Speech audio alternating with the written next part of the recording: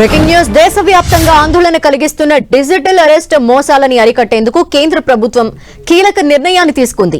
ఈ సమస్యకి సంబంధించిన అన్ని కోణాలని క్షుణ్ణంగా పరిశీలించేందుకు కేంద్ర హోంమంత్రిత్వ శాఖ ఆధ్వర్యంలో ఒక అత్యున్నత స్థాయి కమిటీని ఏర్పాటు చేసినట్టు కేంద్రం సుప్రీంకోర్టుకు నివేదించింది. హోంశాఖ అంతర్గత భద్రతా విభాగం స్పెషల్ సెక్రటరీ నేతృత్వంలో ఈ కమిటీ పనిచేస్తుంది. ఇందులో టెలికాం, విదేశాంగ శాఖ, ఆర్థిక, న్యాయ, వినియోగదారుల వ్యవహారాల శాఖలు, ఆర్బీఐ అధికారులతో పాటు సిబిఐ, ఎన్ఐఏ, ఢిల్లీ పోలీసుల ఐజీ స్థాయి అధికారులు సభ్యులుగా ఉండనున్నారు. డిజిటల్ అరెస్ట్ కేసులపై సుప్రీంకోర్టు సుమోటోగా విచారణ చేపట్టిన నేపథ్యంలో ఈ కమిటీ మరింత లోతుగా అధ్యయనం చేసేందుకు సమయం కోరింది.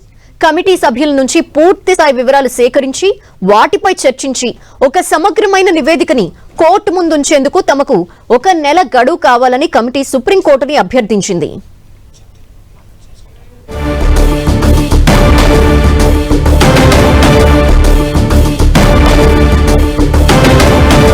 డిజిటల్ అరెస్టులకు సంబంధించి కమిటీ ఏర్పాటు చేసింది కేంద్రం. దీనిపై డీటెయిల్స్ మా ప్రతినిధి గోపి అందిస్తారు. గోపి, డిజిటల్ అరెస్ట్ పేరుతో దేశవ్యాప్తంగా జరుగుతున్న మోసాలపైన కేంద్ర ప్రభుత్వం తీవ్రంగా దృష్టి సారించింది. ఈ తరహా సైబర్ నేరాలకు కట్టడి చేయడానికి కూడా సిద్ధమైంది. అయితే డిజిటల్ అరెస్టుల అంశం పైన కేంద్ర ప్రభుత్వం ఒక అత్యున్నత స్థాయి కమిటీని కూడా ఏర్పాటు చేసింది. ప్రజలను భయపెట్టి చట్టాన్ని దుర్వినియోగం చేస్తున్న మోసగాళ్లపైన కఠిన చర్యలు తీసుకునే దిశగానే ఈ కమిటీ పనిచేయబోతుంది. అయితే ఇదే సమయంలో డిజిటల్ అరెస్టులపై సుప్రీంకోర్టు కూడా సుమటోగా విచారణను స్వీకరించడం జరిగింది. ఈ మోసాలపైన కేంద్ర ప్రభుత్వం ఎలాంటి చర్యలు తీసుకుంటుందో వివరించాలంటూ కూడా కేంద్రానికి సుప్రీంకోర్టు నోటీసులు కూడా జారీ చేసింది.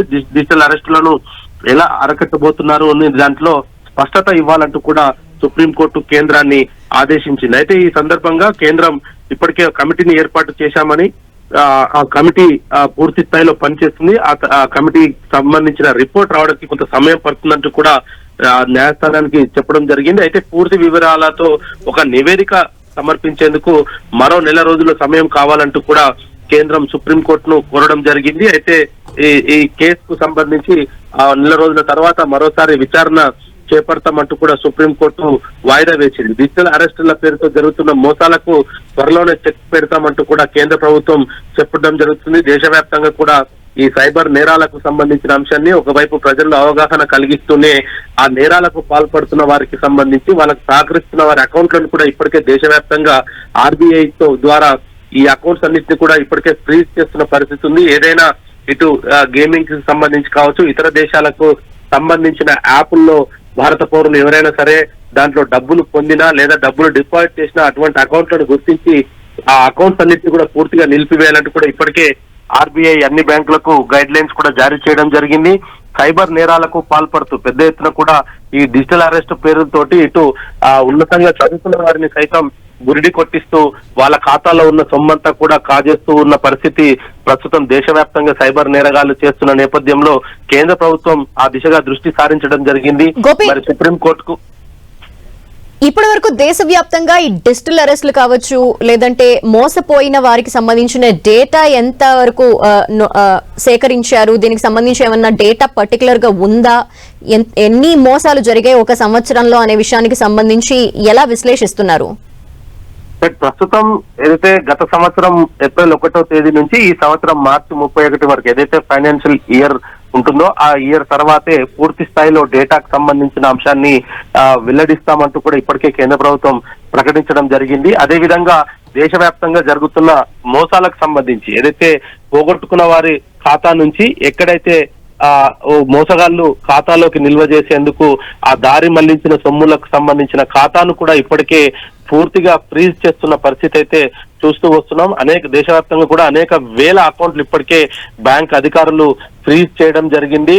ఏదైతే అనుమానిత లావాదేవీలకు సంబంధించిన వివరాలు ఉంటాయో అటువంటి అకౌంట్స్ అన్నింటినీ కూడా పూర్తిగా నిలిపివేస్తున్నారు. వాటికి సంబంధించి మళ్ళీ ఒకసారి కేవైసీలు అప్డేట్ చేసుకున్న తర్వాత వాళ్ళ నుంచి ఒక డిక్లరేషన్ తీసుకొని తాము ఎటువంటి నేరంలో పాల్పడలేదు అంటూ కూడా ఒక డిక్లరేషన్ తీసుకున్న తర్వాత ఆ అకౌంట్స్ ని అన్ఫ్రీజ్ చేస్తున్న పరిస్థితి ప్రస్తుతం అన్ని బ్యాంకుల్లో ఇదొక ప్రక్రియగా కూడా కొనసాగుతూ ఉంది. అయితే కేంద్ర ప్రభుత్వం ఈ డిజిటల్ అరెస్టులకు సంబంధించి కూడా ఇప్పటికే అన్ని రాష్ట్రాల సైబర్ అధికారులను కూడా అప్రమత్తం చేయడం జరిగింది. డిజిటల్ అరెస్టుల విషయంలో ప్రజల్లో కొంత అవగాహన పెంచాలి.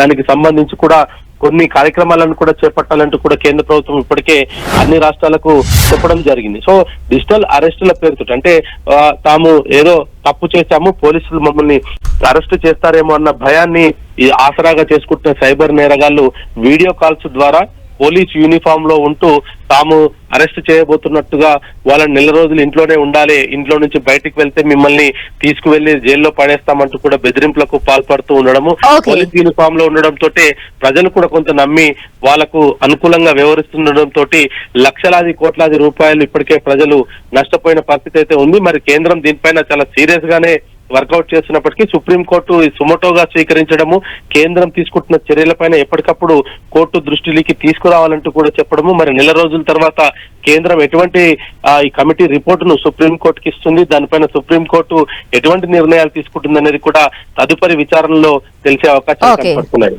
థాంక్యూ గోపి.